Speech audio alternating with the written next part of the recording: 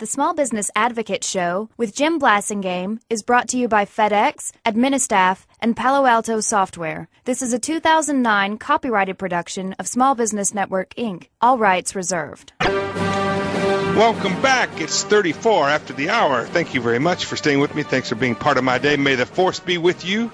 And you're going to need it, too, because we got Gerald Celente back on the show. Buckle your seatbelts, folks. Pull them tight because it's going to be a wild ride anytime Gerald Celente joins us. Gerald is the author of Trends 2000. He is the author and the visionary behind the outstanding quarterly publication, the Trends Journal.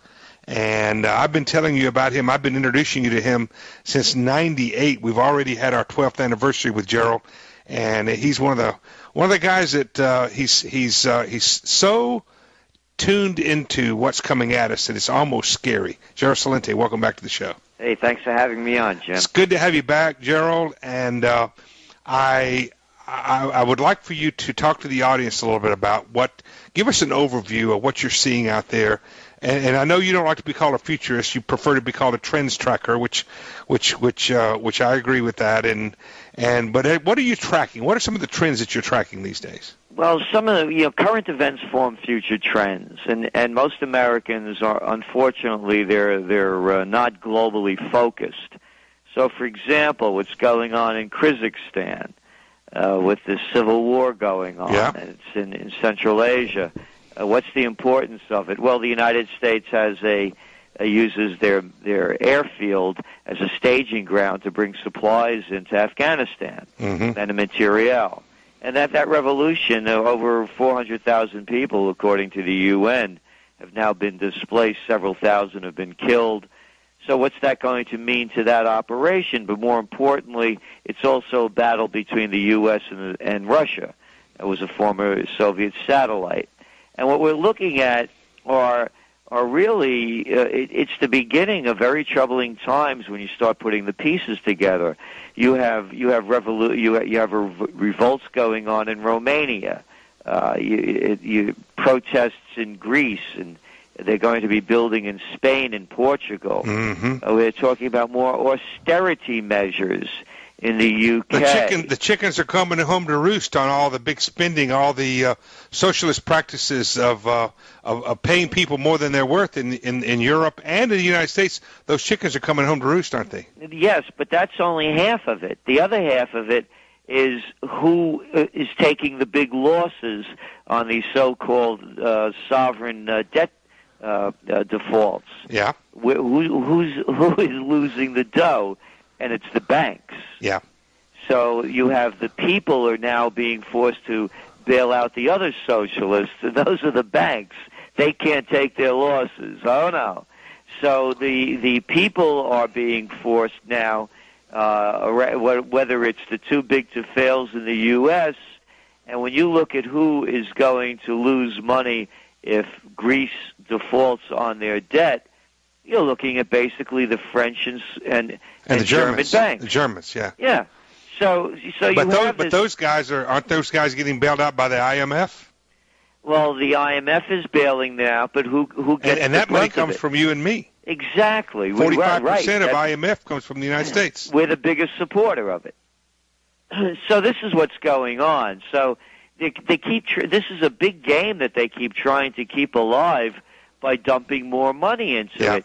And you know these record low interest rates, they're hurting mostly the average person, because the average person doesn't speculate in the market. They get their meager returns on their savings. It doesn't help. It doesn't help if interest rates are low if we're not borrowing money either. That's right. So they're hurting the average person. In the old days, you get a little return on your money in the bank, and that kind of accounted for inflation. But that's not even happening anymore. So you're not even staying even. So we're looking at an unwinding to be coming before the end of this year. When you say unwinding before the end of this year, what do you mean by that? Something that's going to make it very obvious that the $13 trillion in spending, lending, and loan guarantees by the United States, is not working. and we're going to see much more difficult times. So you think that by the end of the year, there's going to be a blink, some blink's going to happen. That's going to be. Is it going to be a black swan event? You think it's going to be dramatic, or just a turn in a different direction? It's going to be dramatic enough where everyone knows that there's no economic recovery at hand. So you think that the recovery that some of us think we're seeing is not real? No, it's a false recovery. Again, it's papered over. Hold on to that thought, folks. I told you to buckle your seatbelts. If you didn't believe me before, you do now. We're going to come right back and let Gerald Celente hold forth some more after these messages. 20 till. I'm Jim Blasingame. Stay with us. I don't care where it goes. Gonna climb a mountain.